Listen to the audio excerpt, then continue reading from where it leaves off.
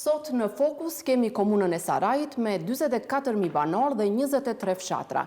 Një komunë me potencial të madh turistik, por që ende përballet me mungesë të kushteve bas. Dy kandidatët për kryetar do të prezantojnë vizionet dhe zgjidhjet e tyre. Fillojmë me kandidatin e Aleancës Kombëtare për Integrim, zotin Blerand Ramadani. Mirëmbrëma dhe mirëseardhët në Alsat. Mirëmbrëma, Semra, faleminderit për ftesën. Fushata nisi zyrtarisht dje, e keni gati programin, kur do ta publikoni? Po. Ne kemi një program prej 10 pikave, kryesore me të cilat ne synojmë të transformojmë Sarajin. Prezentimi i këtyre pikave do të jetë me fokus grupet apo grupet e interesit të qytetarëve, konkretisht prej pikës parë për zhvillimin e ekonomisë vendore, duke bërë takime me sipërmarrësit, me palët që janë të interesuar të investojnë në Sarajin dhe për diskutuar mënyrën se si ne do të implementojmë këto 10 pika për të transformu Sarajin. Vizioni jonë është që Sarajin nga një komunë rurale ta ngrejmë në një komunë urbane, pasi që edhe pozita gjeografike, po edhe pasurit natyrore të cilat Zoti ja ka dhënë, e bëjnë në dispozicion që kjo komunë të jetë dhe të garojë me komunat më të mira të vendit.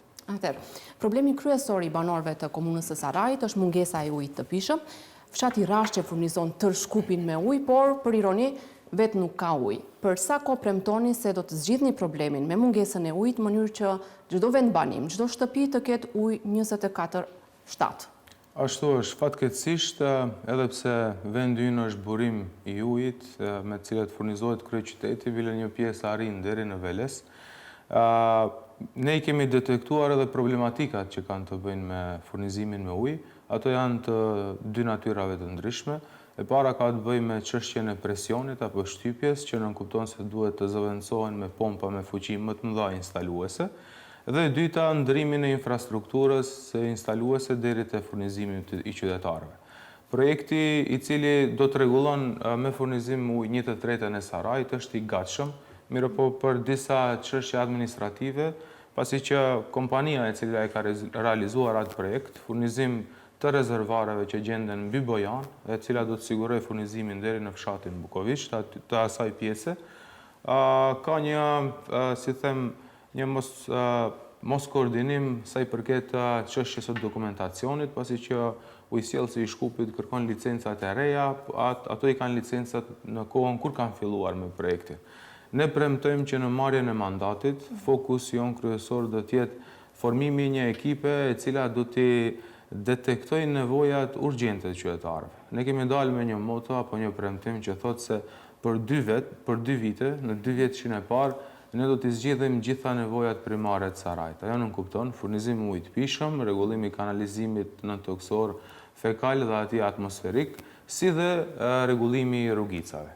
Jemi te rrugicat, se sa rrugë keni në plan të rikonstruoni ose të asfaltoni? Keni një plan konkret se nga do t'ja nisni? E qartë. Është interesant fakti se disa pjesë të projekteve nuk janë vetëm kompetencë të komunës së Sarajit. Konkretisht rregullimi e asfaltimi i rrugëve kryesore të dy krahëve të Dervenit apo komunës së Sarajit, pasi që neve na ndan lumi Vardar, njëra pjesë prej Kondov deri në Radush dhe pjesa tjetër prej Saraj deri në Bojan. Rruga kryesore është nën kompetencat të qytetit të Shkupit, kështu që me numrin e këshilltarëve që ne do t'i fitojmë qytetit Shkupit, ne do të synojmë që këto projekte të shtyjmë që të sigurohen mjete prej qytetit Shkupit. Në 2 vjetëshin e parë ne do të rregullojmë gjitha rrugët brenda vendbanimeve lokale, pjesa më e madhe janë të rregulluara, mirë po mungon aspekti standardizimit. Ne jemi i thartë së paku instalimit të një korsie apo të një sfere të trotuareve, ashtu që fëmijët tanë, gjyshet, nënat tona të jenë të sigurt kur ata shkojnë prej shtëpie deri në shitore për të blerë diçka për nipërit e tyre. Do thonë, nuk do të jetë vetëm pjesa e rregullimit, po edhe pjesa e standardizimit, pasi që mendojmë se kjo është shumë e rëndësishme për jetën e sigurt infrastrukturore të Sarajit. Siç thash dhe në hyrje, Saraji ka potencial të madh për turizëm, sidomos në Matkë dhe liçeni Treskës, që fatkeqësisht është ndërruar në shkretëri. Cili është plani juaj? Pika kryesore e jona për turizmin është ta shndrojmë Sarajin në qendër të turizmit, jo vetëm në nivel rural, por republikan edhe më gjerë. Me pasuritë natyrore të cilat ne i kemi, parkun e Sarajit, liçenin Treska, që kemi plan konkret për revitalizimin e saj, dhe liçenin Matka, vendi ynë mund shndrohet një destinacion turistik për gjithë vendin. Ajo nuk kupton edhe zhvillimin e vendit duke sjellur mjete të holla për njerëzit që do të vinë atje për të na vizituar neve në Saraj. Korridori Park liçeni Treska edhe liçeni Matka është korridori të cilën ne synojmë ta zhvillojmë.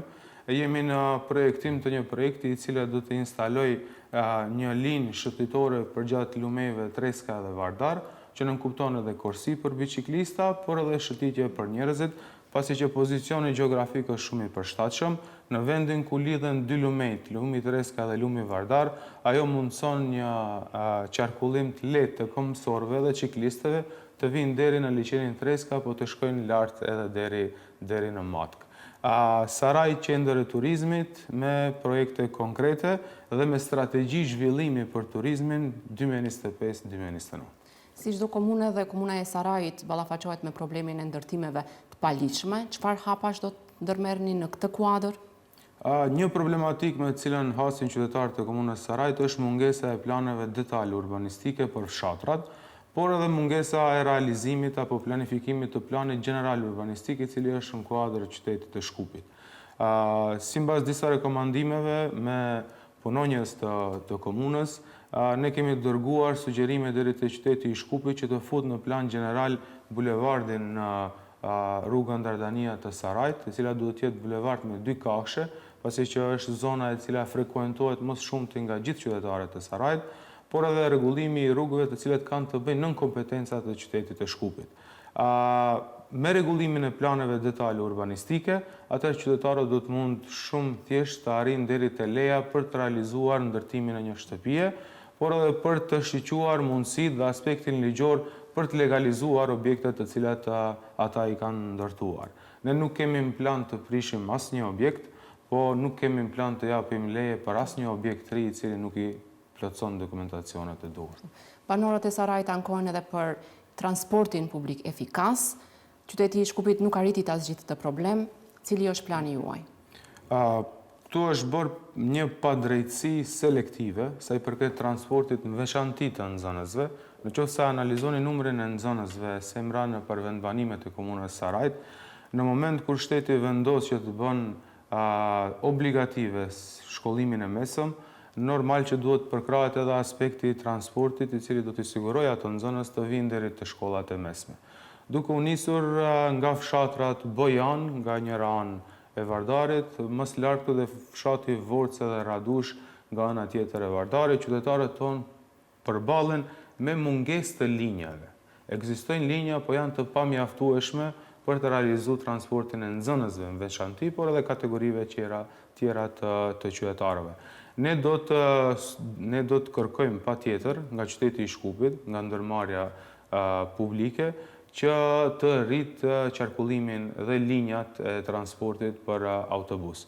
Ne do të sigurojmë edhe minibus të komunave, që brenda fshatrave, janë disa fshatra, për shembull si fshati Raçe, ku distanca e disa shtëpive nga shkolla arrin deri në 2 kilometra dhe pozicioni gjeografik është shumë i pafavorshëm që fëmijët e vegjël të arrijnë deri te ajo shkolla. Ne do të mundohemi edhe këtë aspekt ta mbulojmë brenda komunal, ndërsa në bashkëpunim me qytetin e Shkupit ta realizojmë shtimin e linjave të transportit për qytetarët e komunës së Sarajit. Jemi në fund të minutave, po cili është plani juaj edhe për zhvillimin e arsimit dhe mbështetjen e rinisë në komunën e Sarajit që të qëndrojnë aty mos të largohen? Arsimi është pika më e dobët e imja.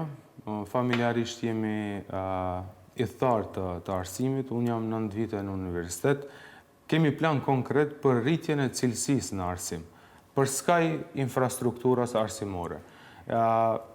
Nëse ndajmë të infrastruktura arsimore, çështje kryesore e kemi ndërtimin e shkollës në Matkë dhe rikonstruimin e gjitha shkollave të cilat kanë nevojë. Në komunën tonë, besoni, më shumë të fokus ne do të japim çështjes së efikasitetit energjetik, ndrimit të dritareve, fasadave, instalimit të sistemit ngrohjesftokjes nëpër shkolla që të sigurohen kushte adekuate që fëmijët tanë të mësojnë atje. E kemi projektin çdo kulm i shkollave dhe institucioneve publike të instalojnë sisteme fotovoltaike për dhe një shembull se si mbrohet mjedisja dhe se si objektet duhet të jenë efikase. Kjo sa i përket aspektit infrastrukturor, ndërsa sa i përket aspektit të cilësisë, ne do të planifikojmë trajnime dhe bashkëpunime brenda shtetërore, po edhe jashta ndërkombëtare, duke sjellur ekspert për t'i trajnuar mësimdhënësit dhe ato njohuri ato pastaj t'i dërgojmë poshtë nxënësit. Në interes të kohës vetëm do të përmendi çështjen e trajnimeve për t'i mbrojtur fëmijët nga bullizmi dhe sulmet online, të cilat janë të gjithë të ndikuar, veçanti filloristët. Ju faleminderit shumë për këtë intervistë. Faleminderit edhe ju.